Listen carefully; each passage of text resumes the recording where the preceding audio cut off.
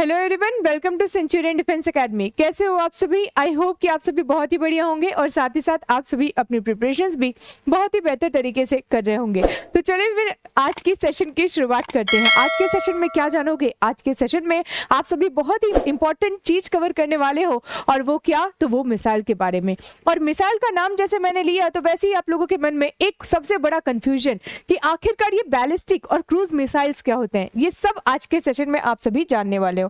तो चलिए फिर सेशन की शुरुआत करते हैं। क्या है, पहले जान लेते हैं कि आखिरकार मिसाइल क्या होते हैं। तो मिसाइल के बारे में जब आप पढ़ोगे तो क्या है, a missile is an unmanned target guided weapon system that is used to destroy a targeted spot. अब देखो, अब कहा जा रहा है कि जो मिसाइल है वो क्या है, तो एक वेपन सिस्टम है। वेपन सिस्टम यानी कि समझो एक ऐसा सिस्टम जो जनरली वेपन को कैरी करने के लिए क्या किया जाता है, यूज किया जाता है। वेपन को कैरी करने के लिए समझ नहीं आ रहा है, थोड़ा सा चलो एक बैकग्राउंड में। आप लोगों ने दिवाली मनाई होगी, बिल्कुल मनाई है।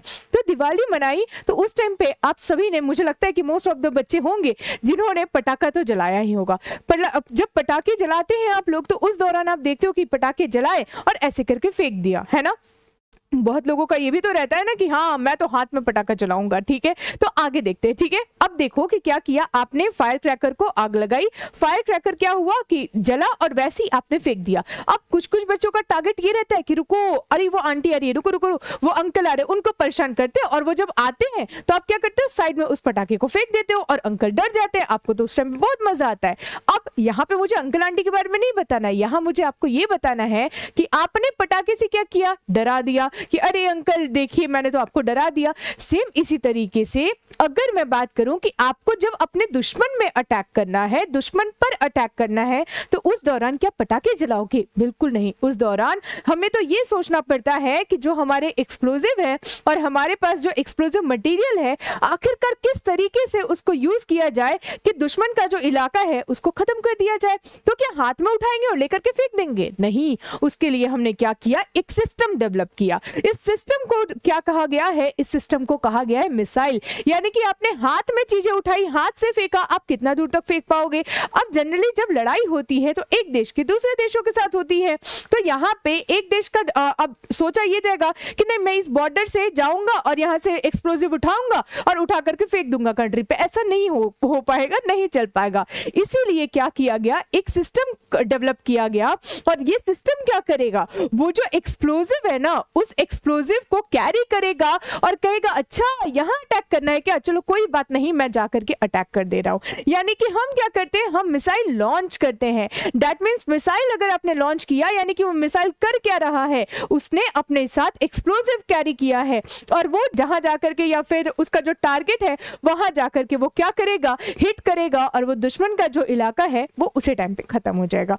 क्या ये चीज क्लियर हुई? तो अब इस चीज को समझिए कि क्या है, a missile is an unmanned target guided weapon system that is used to destroy a targeted spot. ठीक है, आगे missile are used to carry bomb और अदर एक्सप्लोजिव मटेरियल। यानी कि अब हाथ से तो फेंक नहीं सकते थे, अब इस तरीके से लड़ाई चल रही है और सब हाथ में एक्सप्लोजिव लेकर के बैठे हुए, रुको रुको तुम्हारे देश पर अटैक करते, नहीं होता ऐसे। इसलिए हमने कहा कि काम करते, एक सिस्टम का डेवलपमेंट करते हैं और वो सिस्टम क्या करेगा, एक्सप्लोजिव कैरी करेगा और हम लोग टारगेट सेट कर देंगे, देखो तुम्हें यहाँ अटैक करना है, और वो जाकर के डायरेक्टली अटैक कर देगा। क्या ये चीज क्लियर हुई? तो मिसाइल आई थिंक समझ में आ गया होगा। चलिए आगे बढ़ते हैं।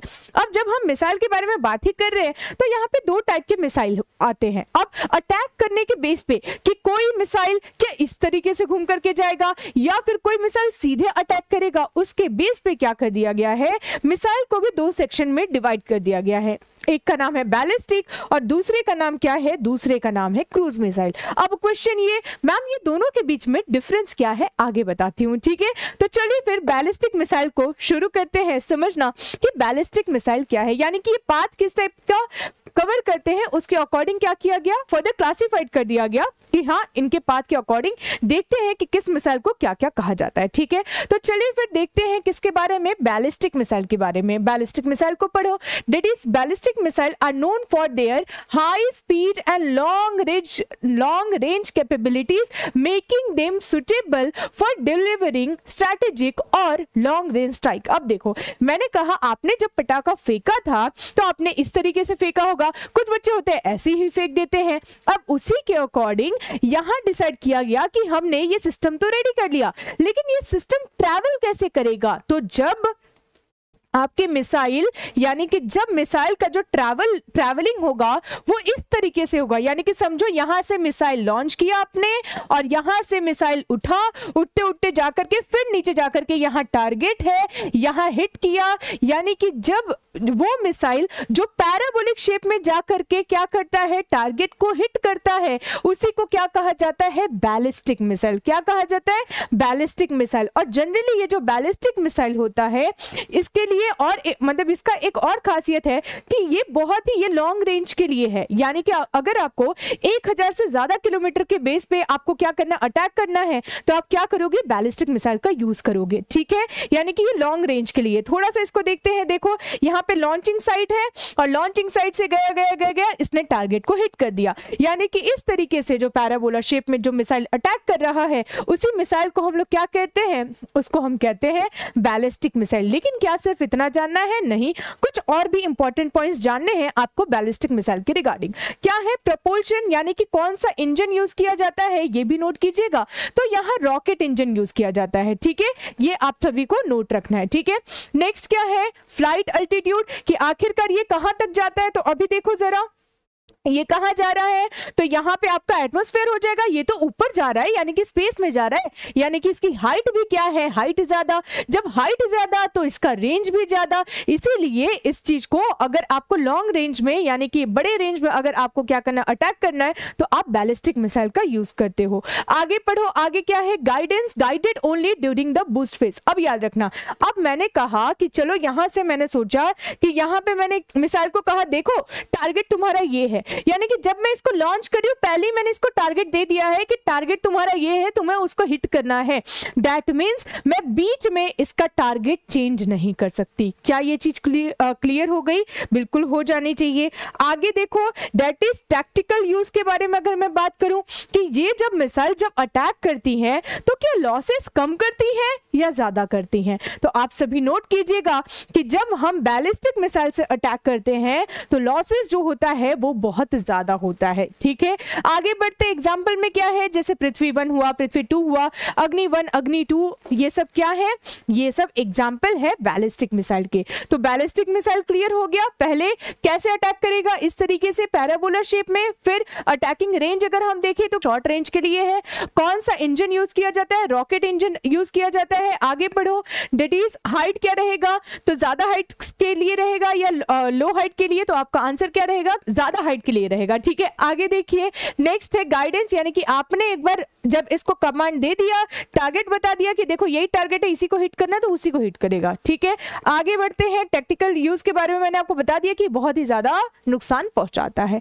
आगे बढ़ते हैं, ये चीज क्लियर हो गई। अब बढ़ते हैं किसके बारे में समझेंगे, तो अब समझेंगे क्रूज मिसाइल के बारे में। अब क्रूज मिसाइल क्या है, तो मैंने कहा जब आप बैलिस्टिक मिसाइल पे थे तो बैलिस्टिक मिसाइल इस तरीके से ट्रैवल कर रहा था, लेकिन मैंने तो ये भी बताया ना कि कुछ बच्चे पटाखे ऐसे फेंकते, कुछ बच्चे बस जलाया और इस तरीके से फेंक दिया। सेम उसी तरीके से एक मिसाइल जो इस तरीके से कवर की और इस तरीके से अटैक की, उसको हमने कहा बैलिस्टिक। लेकिन कोई मिसाइल ऐसे भी तो हो सकती है जो सीधा जाकर के अटैक कर दे, है ना। तो इसी मिसाइल को, जो मिसाइल पैरेलल होगी किससे, ग्राउंड से, और इस तरीके से सीधे सीधे जाकर के अटैक करेगी, टारगेट को हिट करेगी, तो इस मिसाइल को क्या कहा जाता है, क्रूज मिसाइल कहा जाता है। क्या कहा जाता है, क्रूज मिसाइल। अब पढ़ सकते हो आप, that is cruise missile are guided jet और propeller driven projectiles that can fly at low altitude. अब थोड़ा सा आप सभी को कुछ और चीजें नोटिस करनी है। क्या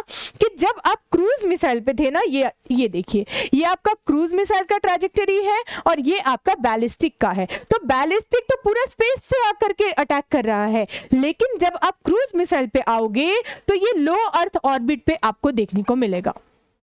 ठीक है, लो अर्थ ऑर्बिट। यानी कि ये क्या है, ये ज्यादा हाइट तक जाती है क्या? तो नहीं, ये बिल्कुल ज्यादा हाइट तक नहीं जाती है, लेकिन इसका जो ट्रैवल है और ये जो ट्रैवलिंग करती है, देखिए ट्रैवल कैसे ऐसे ऐसे करके कर रही है और जा करके टारगेट को हिट कर दे रही है। अब यहाँ जो क्वेश्चन आता है वो ये कि जब टारगेट को हिट कर रही है तो इनका होता है ना, एक्यूरेसी किसका बढ़िया है, क्या बैलिस्टिक का या फिर क्रूज का? तो जो एक्यूरेसी आता है वो सबसे बढ़िया क्रूज मिसाइल का है, ये भी आप सभी को नोट रखना है। ठीक है, आगे बढ़ते हैं, इस पॉइंट को और भी हम लोग डिस्कस कर लेते हैं। इसमें कौन सा इंजन यूज किया जाता है? जेट इंजन यूज किया जाता है। फ्लाइट अल्टीट्यूड कहां पे आपको देखने को मिलेगा? क्या ये स्पेस के बाहर जाता है? नहीं, स्पेस के बाहर नहीं जाता, ये लो अल्टीट्यूड पे ही रहता है। तो ये सभी आपको याद रखना है अर्थ सरफेस के पास।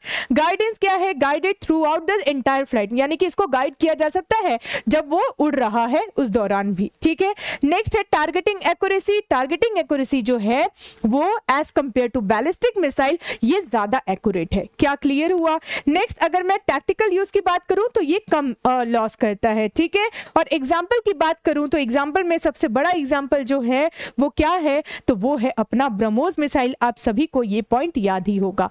ठीक है, तो आज का सेशन हमारा किस पे था? मिसाइल के ऊपर, जिसमें आपने मिसाइल समझा, आपने ये भी देखा कि मिसाइल में बैलिस्टिक मिसाइल और क्रूज मिसाइल में डिफरेंसेस क्या है, ओवरऑल इनका रेंज क्या रहता है। ये टोटल चीजें आई होप कि आप सभी को समझ में आ गया होगा। ठीक है, तो सेशन को शेयर करना ना भूले, लाइक करना ना भूले, और हाँ, नए हैं चैनल पे तो सब्सक्राइब करना भी ना भूले। ठीक है, अगर क्लासेस के रिगार्डिंग इंफॉर्मेशन चाहिए तो नीचे आप सभी को कमेंट बॉक्स में टेलीग्राम चैनल का डिस्क्रिप्शन दिया गया है और उस लिंक से जुड़ सकते हैं। ठीक है, तो मिलते हैं आपसे नेक्स्ट सेशन में, तब तक के लिए thank you so much and Jai Hind to everyone.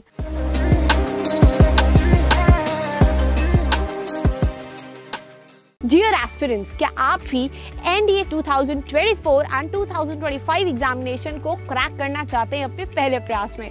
तो आज ही एनरोल करें सेंचुरियन डिफेंस एकेडमी के रिटन प्लस एसएसबी कोर्स में, जो आपको देने वाला है regular classes, free study material, trained faculties, experts of the SSB panel, free SSB coaching, India largest GTO ground के साथ में doubt clearing sessions, weekly mock test, rigorous practice. ये एक ऐसा संस्थान है जहां हम आपको A to Z प्रिपरेशन कराते हैं और आपको नेशनल डिफेंस एकेडमी की कड़ी तैयारी कराते हैं। प्राउडली ऑल इंडिया रैंक 1, 2, 3, 4 जैसे रैंक्स देने वाली सेंचुरियन डिफेंस एकेडमी आपको वेलकम करती है to join our upcoming courses for your NDA exam preparation. Please call on 97959 77776 for more information. Thank you, Namaskar and Jai Hind.